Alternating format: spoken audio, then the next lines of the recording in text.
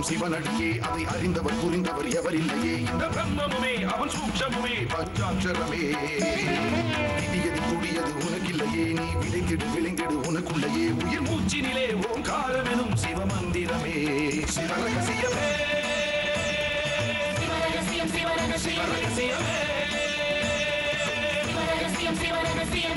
ஆதியும் அந்தமும் சிவனடியே அதை அறிந்தவர் புரிந்தவர் எவரில்லையே இந்த பிரம்மமுமே அவன் சூக்ஷமுமே பஞ்சாட்சரமே விதியது கூடியது உனக்கில்லையே நீ விளைந்திடு விளைந்திடு உனக்குள்ளையே உயிர் மூச்சினிலே ஓங்காரமெனும் சிவமந்திரமே சிவரகசியமே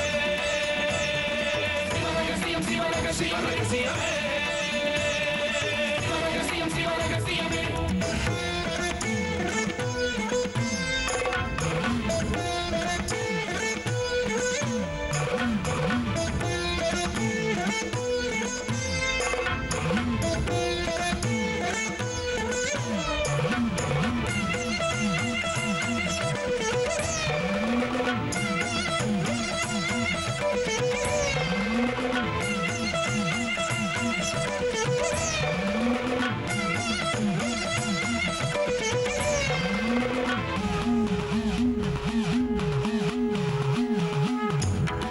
அழித்தலும் படைத்தலும் எவனோ அவனே நிற்பதும் நடப்பதும் பறப்பதும் அவன்தான் சிவனே சித்தர்கள் மொத்தமும் யுத்தமாய் ஏற்றிடும் தவமே பித்தர்கள் சித்தமும் கலங்கிட மாற்றிடும் சிவமே பூமி காத்தான் பட்டியை காத்திடும் ரசமணி ஈசன் இவனே வழிபடும் மக்கள் வாழ்வினில் அறம்பட ஒளிபட வாழ்ந்திடும் சிவனே அம்பை முடுக்கை உருட்டும் சத்தம் பெறுவான் கொண்டு வெகுண்டு காக்க வருவான் கங்கை கொண்டு சூலம் ஏந்தும் இவர் அபிராமி கொண்ட உலகம் போற்றும் சிவனே ஓம் நம சிவாய ஆதியும் அந்தமும் சிவனடியே அதை அறிந்தவர் புரிந்தவர் எவரில்லையே இந்த பிரம்மமுமே அவன் சூக்ஷமுமே பஞ்சாட்சரமே விதியது கூடியது உனக்கில்லையே நீ விளைந்திடு விளைந்திடு உனக்குள்ளையே உயிர் மூச்சினிலே ஓங்காரமெனும் சிவமந்திரமே சிவரகசியமே சிவரகசியமே சிவரகசியமே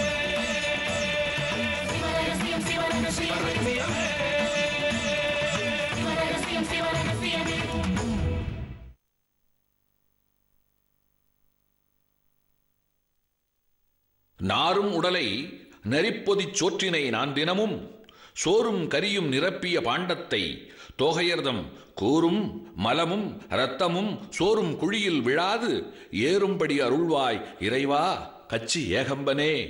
பட்டினத்தார். அத்தான் ரொம்ப பிடிவாதமா இருக்காரு விஜய். இனிமே மேற்கொண்டு எதுவும் பண்ண வேணாம், உடனடியாக கிளம்பி வந்துருங்கன்னு ஸ்ட்ரிக்டா சொல்றாரு.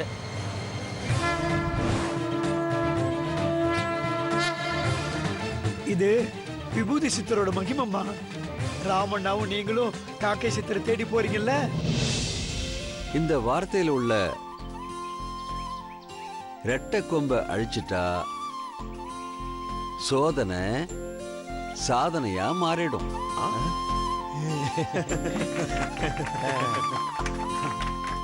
சாமி, கொள்கைக்காக கஷ்டத்தை அனுபவிக்கிறாங்க சரி, நீங்க எந்த கொள்கைக்காக இந்த கஷ்டத்தை அனுபவிக்கிறீங்க?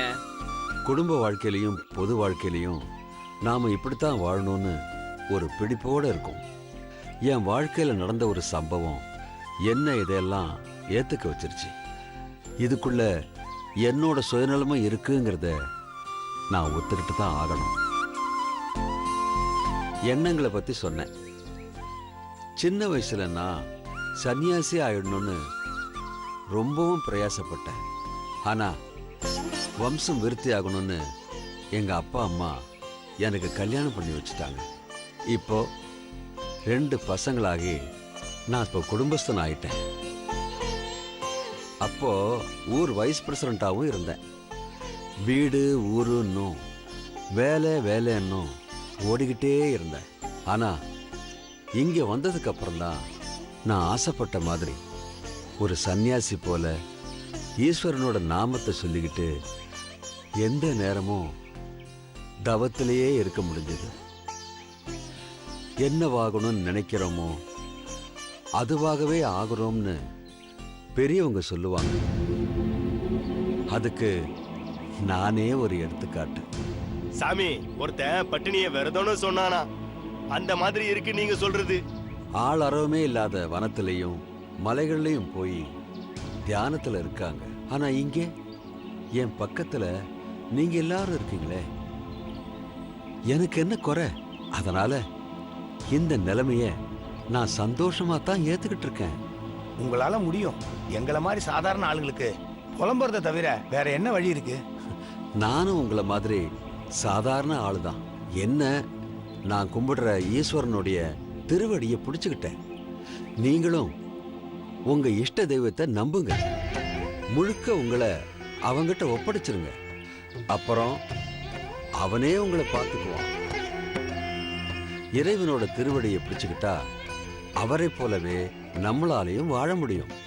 அவனை நம்பினார் கெடுவதில்லை. இது 4 மறை தீர்ப்பு. சாமி, நம்பிக்கையை பத்தி இவ்வளவு தூரம் பேசுறீங்களே, உங்களுக்காக கருணை மனு அனுப்பியிருக்காங்களே, அதை ஏத்துக்கிட்டு உங்க தண்டனை குறைப்பாங்க நீங்க நம்புறீங்களா? கருணை மனுவை நான் அனுப்பல, என் மகன் அனுப்பியிருக்கான்.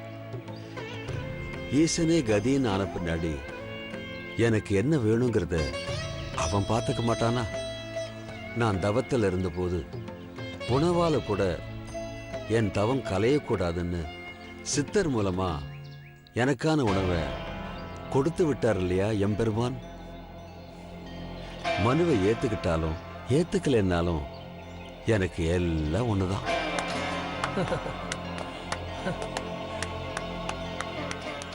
அருமை அருமை. ஒரு பிரசங்கமே நடத்திட்டீங்களே ராமண்ணா. உங்களை இறைவனுக்கே ஒப்பு கொடுத்துட்டு தான் சொன்னீங்க. கடவுள் உங்களுக்கு ஒரு நல்ல செய்தி அனுப்பிச்சிருக்காரு. ஆமா, உங்களுக்காக ஜனாதிபதிக்கு அனுப்பிச்ச கர்ண மனுவை ஏத்துக்கிட்டு தூக்கு தண்டனையை ஆயுள் தண்டனையை குறைச்சிருக்காங்க. நல்லா சொன்னார்ல. இப்ப உங்களுக்கு சந்தோஷம் தானே? நான் தான் சொன்னேனே, எனக்கு சந்தோஷமும் இல்லை துக்கமும் இல்லை.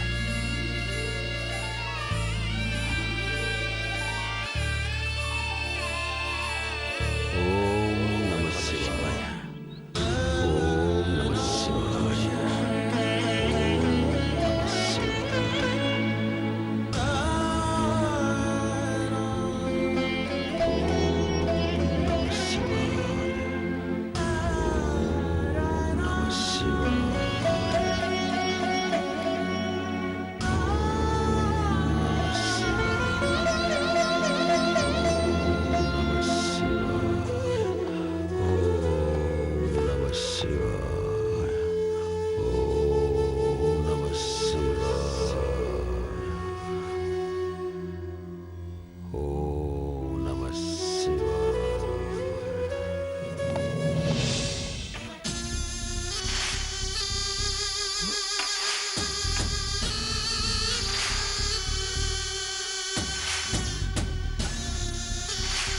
சார், இந்த ராஜதுரை எப்பவுமே உங்க கூட தான் சார் இருப்பான்.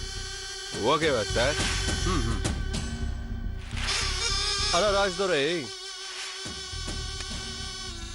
ஊருக்குள்ள என்னை பத்தி எப்படியெல்லாம் பேச ஆரம்பிச்சிட்டாங்க பாத்தியா? சித்தர்களை பகிச்சுக்கிட்டா நானும் நான் கூட்டிட்டு வர ஆளுங்களும் பைத்தியம் ஆயிடுவாங்களா? அவங்க எல்லாருக்கும், இந்த ஊர்ல இருக்கிற அத்தனை பேருக்கும் நான் எப்பேற்பட்ட ஆளுன்னு ப்ரூவ் பண்ணி ஆகணும். முதல்ல நான் என் அப்பாவை சம்மதிக்க வைக்கணும். அவர் பேச்ச மீறி மாமா கிட்ட சொல்லி சர்வேரையும் இன்ஜினியரையும் கூட்டிட்டு வர சொல்லியிருக்கேன். வர்ற அவங்களுக்கு எந்த ஆபத்தும் வராம என்னால பாத்துக்க முடியும். அந்த கான்பிடன்ஸ் எனக்கு இருக்கு. ஆனா இடம் தான் பெரிய பிரச்சனையா இருக்கு. நான் எவ்வளவு பணம் கொடுத்து இடத்த வாங்கணும்னு ட்ரை பண்ணாலும் இடம் கொடுக்கறதுக்கு உங்க ஆளுங்க முன்னுக்கு வரணுமே. எங்க அப்பா வந்து நின்னு ஒரு வார்த்தை சொன்னா எவனா இருந்தாலும் கேட்டுதான் ஆகணும். ஆனா உங்க அப்பாவும் என் மேல வருத்தத்துல தானே இருக்காரு. சார், அவருக்கு சாமி சித்தருங்கன்னா ஒரு பயம் பக்தி சார். அதனாலதான் சார். ஆனா அவங்கள பொறுத்த வரைக்கும் சாமி கொடுத்த உத்தரவு தானே இது. அதை அவர் மதிச்சு தானே ஆகணும். அப்ப இடம் வாங்குறதுல ஒரு பிரச்சனைனா சார் அவர் கண்டிப்பா அங்க வந்து நிப்பாரு சார். சரி ராஜ்துரை, அவர் வந்தும் இடம் கிடைக்கலன்னா அப்போ என்ன பண்றது? சார் இன்னைக்கு என்னாச்சு சார் உங்களுக்கு? நாங்களாம் முடியாதுன்னு பேசினா கூட எதையும் சாதிச்சு காட்டுன்னு பேசுறவர்ல நீங்க. இப்போ நான் கான்ஃபிடென்ட்டா தான் இருக்கேன். ஆனா ஏற்கனவே நடந்த தப்பு மறுபடியும் வந்துடக்கூடாதுல்ல, அதனால தான் நான் ரொம்ப அலர்ட்டா இருக்கேன். To you understand that? Sir நீங்க கவலையே விடுங்க சார். இந்த ஊர்ல எவனும் இடமே தரலனா கூட என் பேர்ல இருக்கிற இடத்த ஃபேக்டரிக்காக நான் கொடுக்குறேன் சார். ஓகேயா? ஆனா அதுல ஏதோ சிக்கல் இருக்குன்னு சொன்னீங்க. ரிலேட்டிவா இருந்தா தான் அதை சேல் பண்ண முடியும்னு சொன்னீங்க. ஆமா சார், சிக்கல் இருக்கு. அதெல்லாம் சரி பண்ணிக்கலாம் சார், சரி பண்ணிக்கலாம். எப்படி சார்? பங்காளியாகவோ மாமா மச்சானாகவோ ரிலேட்டிவ் ஆயிடுவோம்.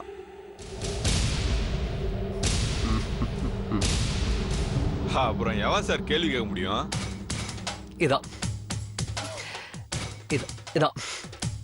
உன்கிட்ட பிடிச்ச விஷயமே இதான். இப்போ நான் உன்னை முழுசா நம்புறேன். நீ எப்பவுமே என் கூட தான் இருக்க போற.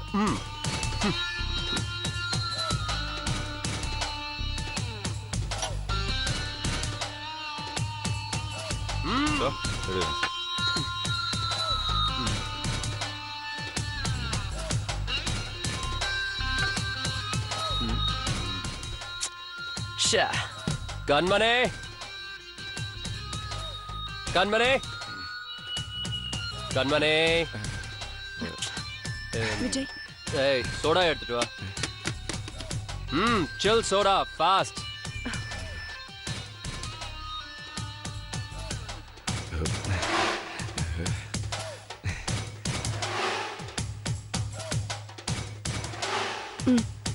தேங்க்யூ ஸ்வீராட்.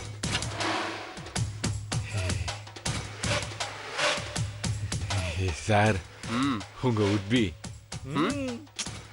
கூப்பிட்ட அத்தை சகையில வந்து நிக்கிறாங்க. ரொம்ப லக்கி சார் நீங்க.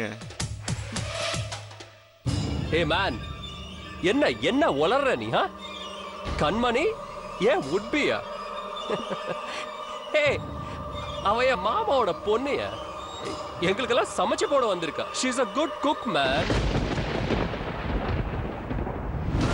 அவனை பொறுத்த வரைக்கும் நம்ம ஜஸ்ட் சர்வெண்ட்ஸ், அவ்வளவுதான். அப்போ இந்த பொண்ணுக்கு ரூட்டு கிளியரு. நம்ம டாவ் அடிச்சா என்ன?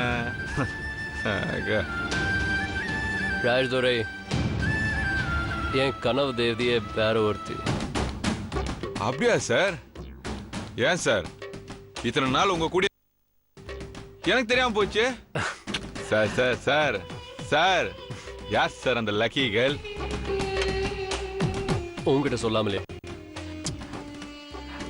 அவ யாருன்னு நான் சொல்ல போற முதல் ஆளே நீதான். யா சார் இப்பயா சொல்லுங்க sir. No no no no, இப்போ சொல்ல மாட்டேன். எல்லாத்துக்கும் ஒரு ரைட் டைம் இருக்குல்ல, அப்போ சொல்வேன். என்ன சார் நீங்க இப்படி சஸ்பென்ஸ் வச்சிட்டீங்க? அட போங்க சார்.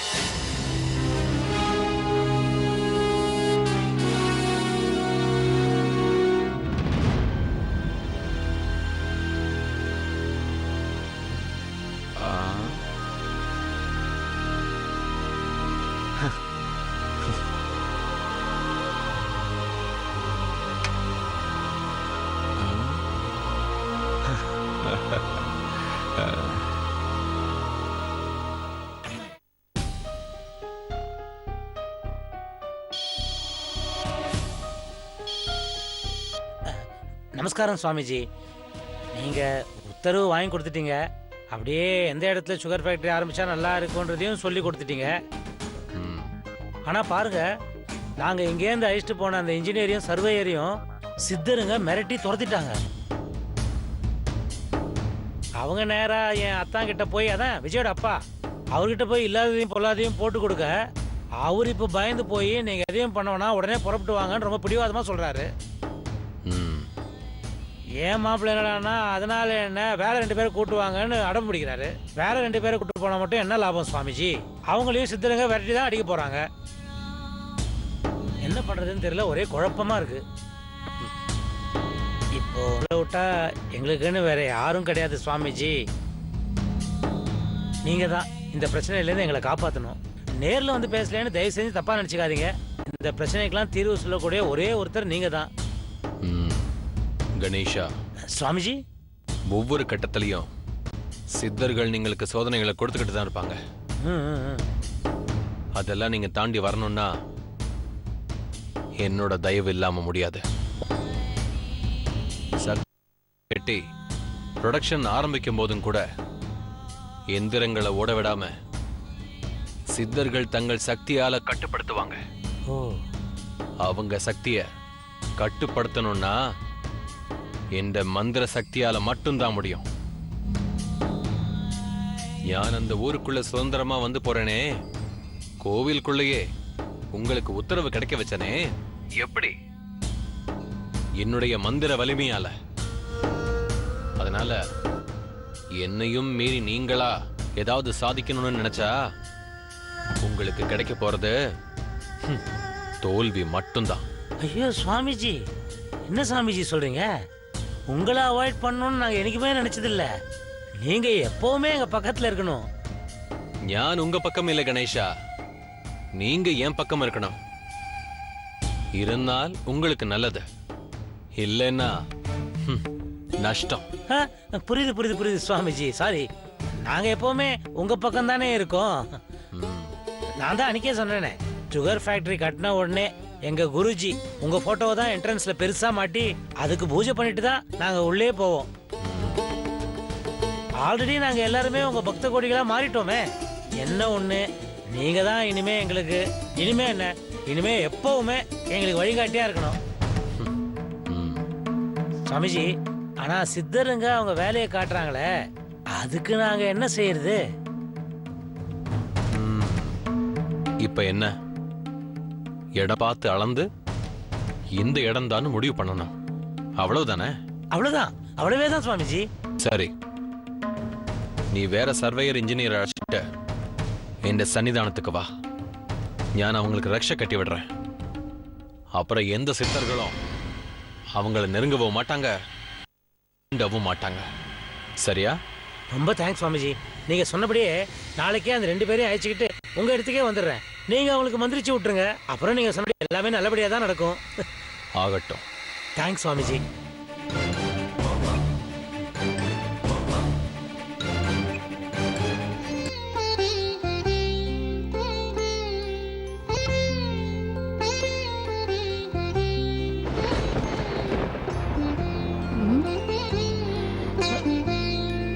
மழை வர மாதிரி இருக்கே. ஐயோ, வெளியில வேற துணி வேற காய வச்சு.